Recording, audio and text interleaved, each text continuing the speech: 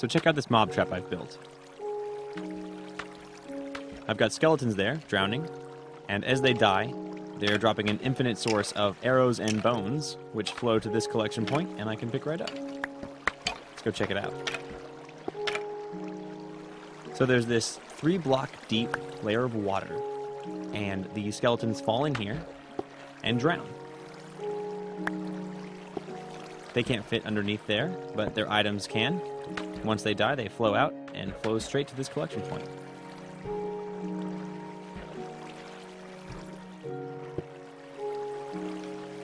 Let's go check out the actual spawner in the other room. Oh wait, let's wait for this guy to die.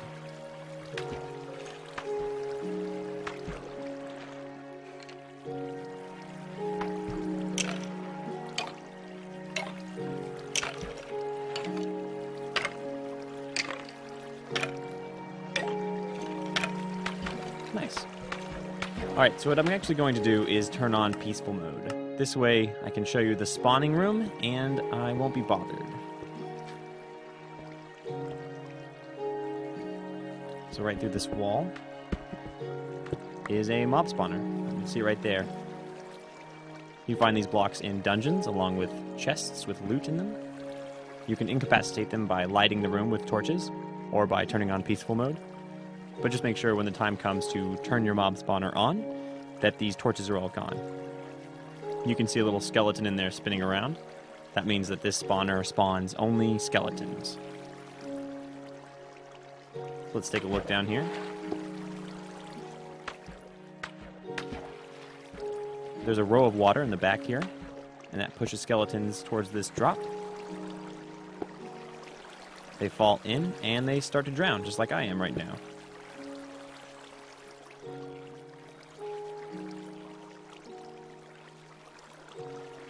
Okay, let's go find a dungeon and build a mob trap from scratch.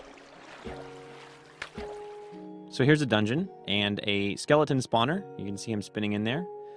Let's go over what items we're going to need to build this mob trap. Plenty of cobblestone, some ladders to get out when you're done, 2 buckets of water to make an infinite spring, plenty of torches, some glass, some dirt, and finally, a sign. I'm using these torches here to incapacitate the mob spawner. But what I'm going to do is place them on dirt instead of cobblestone.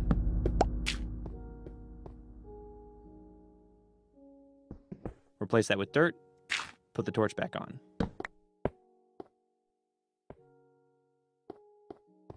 I need my spawning room to be 5 blocks wide, which this room already is, and it needs to be 7 blocks long, which this room already is as well. So it's perfect. I'll use some cobblestone to seal it up so the skeletons can't get out. And then I'm going to dig down 2 blocks so I can actually walk underneath the mob spawner. Destroy all these blocks, but leave the 2 dirt blocks that you place torches on.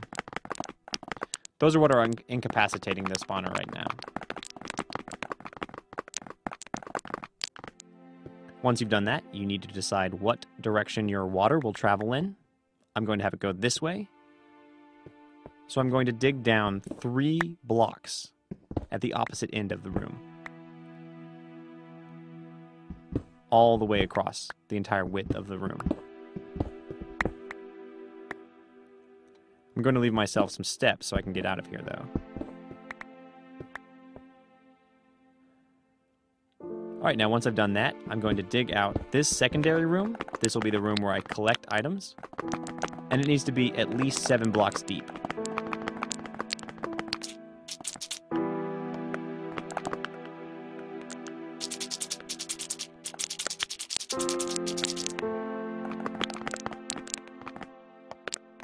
So there you go. I've created a room that's 2 blocks high and 7 blocks deep.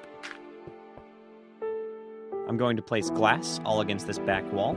It isn't necessary to use glass, you can use any block, but I like glass so I can see all those skeletons dying.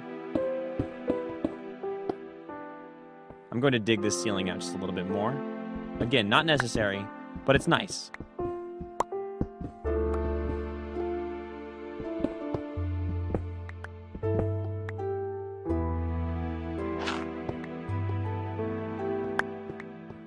I'll head back up into the first room. And now it's time to start using water. I'm going to dig into this wall here and make myself an eternal spring. I'll dig back 3 blocks, and those last 2 I'll dig down.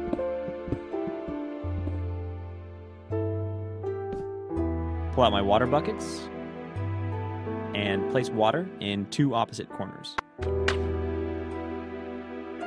Now I can draw an infinite amount of water from here. I can actually get rid of these steps now. Won't be needing them. And just line the back wall here with water. One there, and there. Refill. And then 2 more in the opposite corners, and that should be enough. You can see all those blocks are sources of water pushing in this direction. Now refill at least 1 more bucket. You're going to need it later. Cover up your infinite spring. And break these torches on the side of the wall. And now because I left these torches on dirt, I can break them really quickly with my shovel and get out of here before the skeletons arrive. There they are. Ooh. Pull out my glass and just close up this last hole. And my trap is ready to go.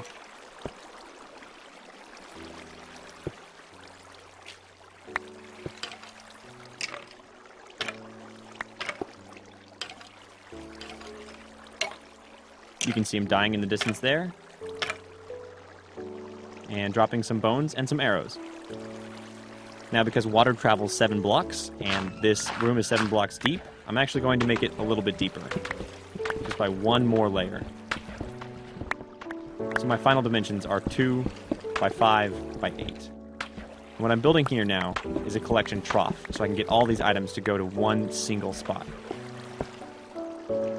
Take that last bucket of water, place it there.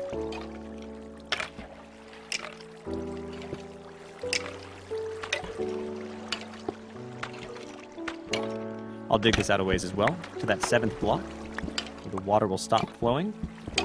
And this is the magic spot where all those arrows and bones will arrive.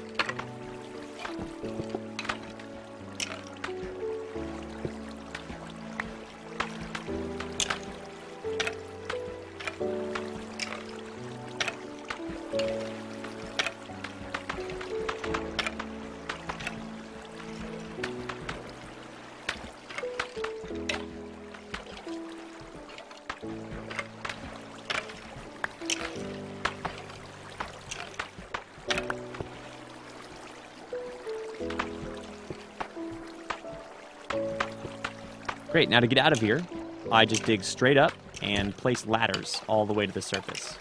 This is a quick and easy way to get out of here, but it also makes it a quick and easy way to come back down to pick up all these drops. I dig out a hole that's 2 by 1. That way there's room for both my torches and my ladders.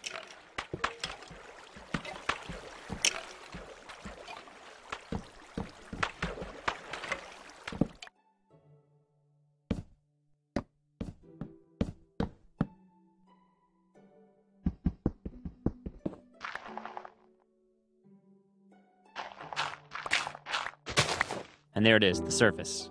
I made it. Once you get out, the first thing you're going to want to do is to place a sign so you know later on where this path leads to.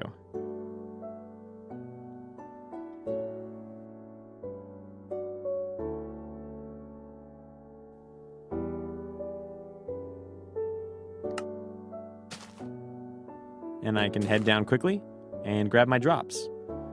Because this is wide enough, I can actually start to fall much faster, but catch myself on the ladder. But be careful, if you fall all the way, you will die. There they are. Plenty of bones and plenty of arrows. So there you go. That's how you can build a mob trap around a spawner that's spawning skeletons and zombies.